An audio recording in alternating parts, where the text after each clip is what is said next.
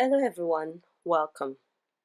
In this video, I'll be showing you how I make afang soup. This is my own take on it. In my previous times of making this soup, I've used spinach and okazi. However, I really didn't like how it turned out. And so I decided to use kale, which I usually have handy in my pantry or in my refrigerator. So I use kale and okazi. Adding on to the list of ingredients that you'll be needing, you can check the description box below for the full list.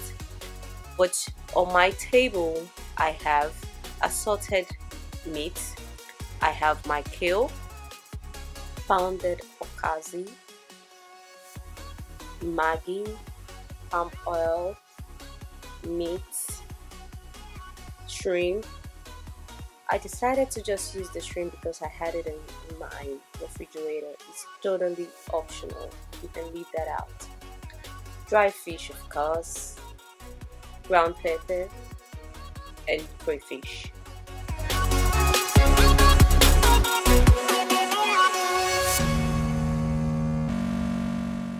Let's start by cooking our toughest meat. Mine was my goat meat.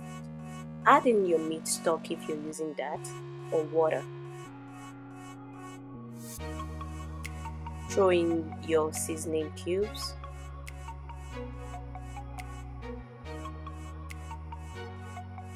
And cook this till it's tender. At this stage, my meat is tender, so I decided to add my cow tripe.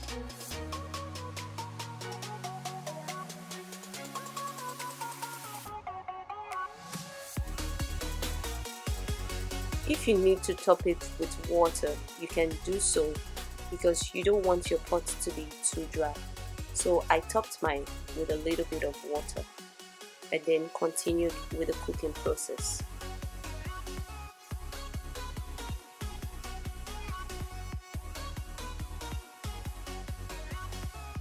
Once everything is now tender and good, I add in my dry fish. Be careful with stirring all this because you don't want your dry fish to become too, small in pieces. Add your ground pepper. Add your crayfish as well.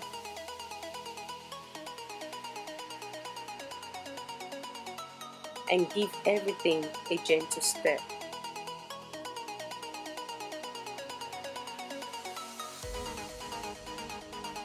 Cover it up and allow it to cook for about 10 minutes. I added my ogiri seed, that's the locust beans. I just mixed the paste with a little bit of water. Test and adjust to your reference how you like it to be. Then I add in my kale at this moment.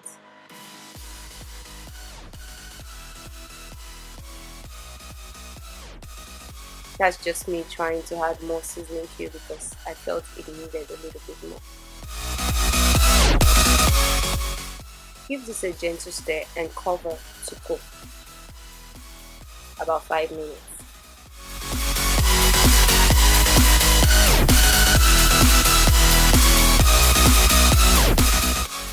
At this stage, I add in my okazi leaf and give it a good gentle stir as well. Remember, don't stir too much.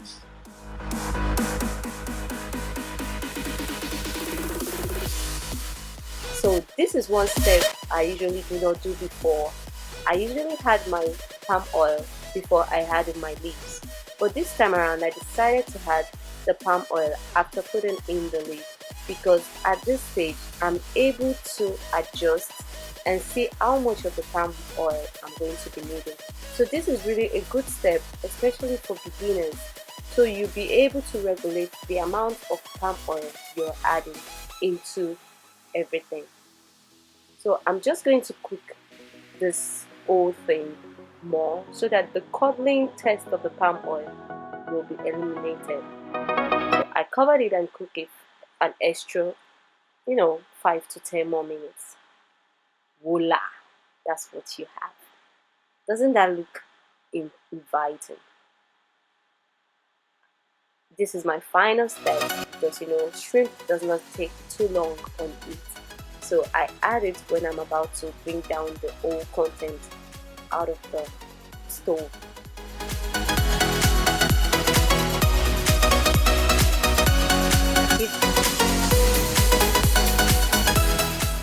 Give it a good stir again and allow all this to cook for 2 minutes thereabouts and take it off the stove.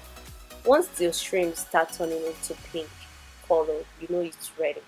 So you just take it off the stove and let the residual heat continue to cook it.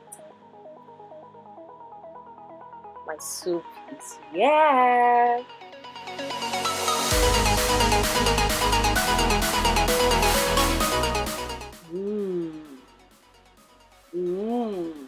That really looks yummy and inviting.